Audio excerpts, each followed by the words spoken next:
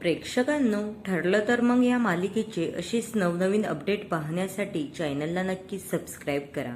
आपण व्हिडिओ बघताय पण सबस्क्राईब करायला विसरताय, त्यामुळे नक्की सबस्क्राईब करा. आजच्या भागामध्ये सुमन खाली येते आणि खूप घाबरलेली असते. बिचारी खूप रडत असते. तिला तो व्हिडिओ सतत आठवत असतो. नागराज म्हणत असतो, हो मीच आहे त्या अपघातामागचा मास्टर माइंड. मीच रविराज आणि प्रतिमाचा अपघात घडवून आणला होता. का तर त्याचंच सगळीकडे नाव आहे आणि मी काय त्याने कमावलेल्या तुकड्यांवर खातोय. माझी अशी काही ओळखच नाहीये, म्हणून मी त्याचा अपघात घडवून आणला होता. सांग, जा तू कुणाला सांगते तर.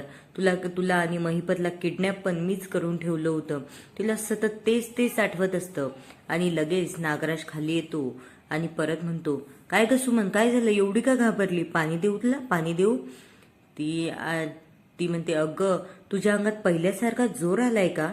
खूपच जोरात पळत आली ग तू. अगं असं करू नको आता, कारण तुझं डोकं मेंटल झालं आहे आणि तुला मानसिक त्रास होत आहे ना. मग तू असं करून चालणार नाही. तू ना आता आराम कर. तुला पाणी देऊ का? ती म्हणते, नको नको, मी घेते माझ्या हाताने. आणि तिला खूप भीती वाटत असते नागराजची. आणि नागराज काही तिचा पिच्छा सोडतच नसतो. नंतर ना ती वर जायला लागते, तरी पण नागराज तिला पकडतो आणि म्हणतो, तुला एक सांगतो, लक्षात ठेव. तुला जो मानसिक त्रास होत आहे ना, तो त्रास जर कमी करायचा असेल तर तू फक्त तुझ्या रूममध्येच बसून राहा. इकडे तिकडे फिरायला गेलीस तर तुला आणखी जास्त त्रास होईल आणि तो आम्हा कुणाला सहन होणार नाही. आणि नाटक करत असतो. सुमन पाणी घे, हे कर ते कर, आणि तिला समजावत असतो. तिच्या खांद्यावर हात ठेवतो आणि म्हणतो, तुला काही त्रास होत असेल तर मला सांग, आपण हॉस्पिटलमध्ये जाऊ. आणि ती खूप जोरात धावत येते. इकडे प्रतिमा तिला थांबवते. प्रतिमा म्हणते, काय झालं ग सुमन, खूप त्रास होत आहे का तुला? इकडे नागराज म्हणतो, अहो वहिनी, मी तिला केव्हाचं पाणी पी म्हणतोय, तिला खूप त्रास होतोय. सुमन बस बरं इकडे, चल पाणी पी आता.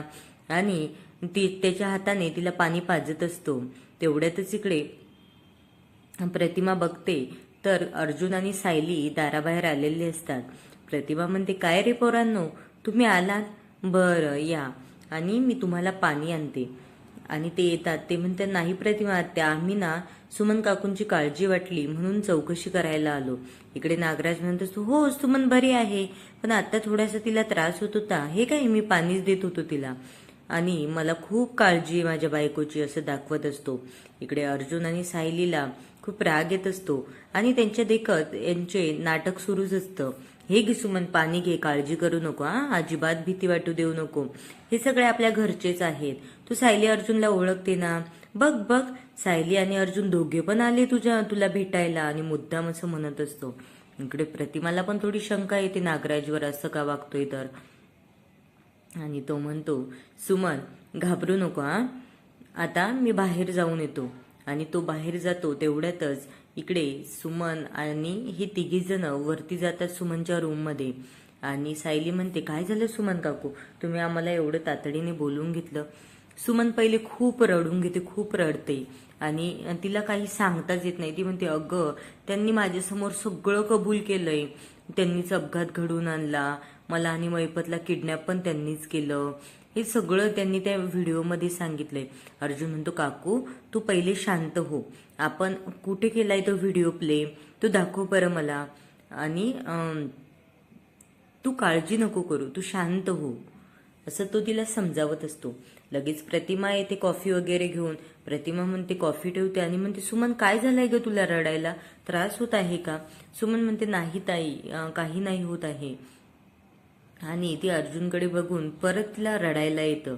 इकडे सायली आणि अर्जुन म्हणतात, प्रतिमा आत्या, रविराज काका कुठे गेले आहेत? ते म्हणते, अगं एका केस संदर्भात ते बाहेर गेले आहे, आता येतीलच. ते म्हणतात, बरं आले तर भेटून जाऊ त्यांना पण. आणि ती म्हणते, बसा पोरांनो, मी तुमच्यासाठी ना काहीतरी खायला बनवून आणते. तेवढ्यात ती खाली जाते. अर्जुन आणि सायलीला चान्स भेटतो. ते म्हणतात, सुमन काकू दाखव कुठे आहे तो व्हिडिओ. आणि सुमन तो व्हिडिओ शोधते. इथे त्यांनी थोडा सस्पेन्स दाखवला आहे. आणि ती शोधत असते, तिला तो मोबाईलच सापडत नाही. आणि नंतर मग ती इकडे तिकडे बघत असताना ती कॉट खाली बघते तर कॉटखाली तो मोबाईल पडलेला असतो. ती पटकन मोबाईल उचलते आणि अर्जुनकडे देते. अर्जुन म्हणतो, पण काकू, यामध्ये तर हा व्हिडिओ प्ले होत नाही. तू नक्की कन्फर्म केलं होतं ना की हा व्हिडिओ रेकॉर्ड झाला म्हणून? इकडे सुमन म्हणत असते, हो अरे अर्जुन, मी कन्फर्म केलं होतं. मी त्यांचा व्हिडिओ बघितला आणि नंतर सेव्ह पण केला. पण का प्ले होत नसेल? अर्जुन इकडे थोडी खटपट करताना दाखवलेला आहे. तो म्हणतो, काही काळजी नका करू, आपण असं करूया, मी आता एक ॲप्स इन्स्टॉल करतो आणि त्या ॲप्समध्ये हा व्हिडिओ प्ले करून बघतो. इकडे त्यांनी लगेच सचिन आणि साक्षीचा सीन दाखवला आहे. त्याला आठवत असतं, मी अस्मिताला असं बोलून आलोय तर अस्मिता आता काळजी करत असेल आणि ती घरच्यांना कसंही करून कन्व्हिन्स करेल आणि त्याला खूपच आनंद होत असतो या गोष्टीवर. तो या आनंदातच तो साक्षीकडे येतो आणि साक्षीला म्हणतो, साक्षी, यू आर कमिंग आऊट, तू बाहेर ये बरं. आणि साक्षी बाहेर येते आणि म्हणते, काय रे सचिन, एवढा आनंदात आहेस तू?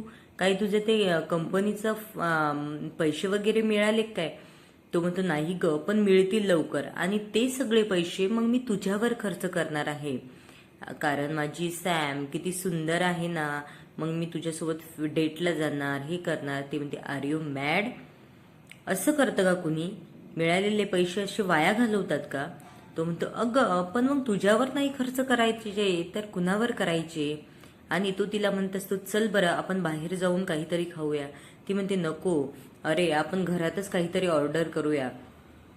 नंतर अर्जुन ते बघतच असतो. तर सायली म्हणत असते, झालंय का हो, झालंय का, सांगा ना पटकन. अर्जुन म्हणतो, नाही ग बायको, आता होईलच पण प्ले. आणि तो इकडे तो व्हिडिओ प्ले करण्याचा प्रयत्न करत असतो. नंतर व्हिडिओ स्टार्ट होतो आणि तो सगळं बघतो. इकडे सुमन परत खूप रडायला लागते ते सगळं ऐकून. आणि त्या व्हिडिओमध्ये नागराजने पूर्ण कबूल केलेलं आहे की त्यांनीच अपघात केला होता, त्यांनीच सुमनला किडनॅप केलं होतं. हे सगळं बोलताना अर्जुन आणि सायली बघत असतात. यांना खूप वाईट वाटतं. अर्जुनला तर खूप मोठा धक्का बसलेला असतो आणि त्याला एवढा राग येतो ना की आता त्या नागराजचं काय करू आणि काय नको असं त्याला झालेलं असतं.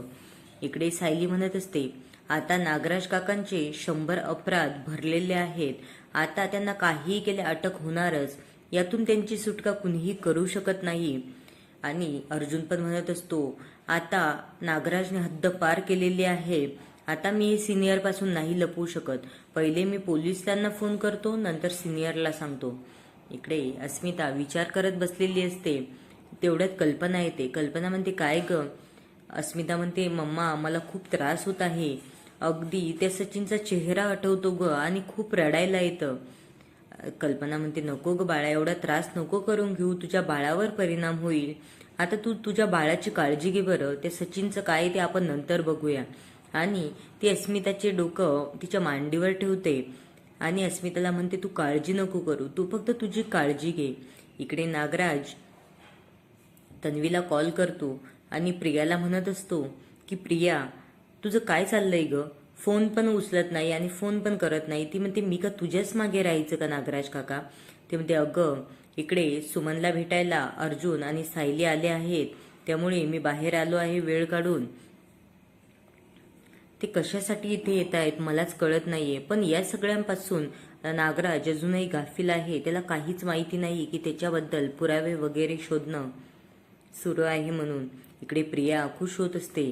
ती नागराजच्या मागे लागले ना, माझ्याबद्दल तर चौकशी करत नाहीये ना, त्यामुळे मला काळजी करायची गरज नाहीये.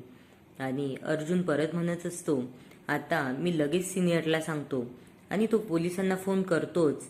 नंतर परत तो घरी येतो आणि सुमन परत खूप घाबरते.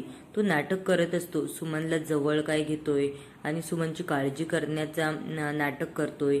इकडे अर्जुन आणि सायलीला खूप राग येतो आणि ते बाहेर निघून जातात.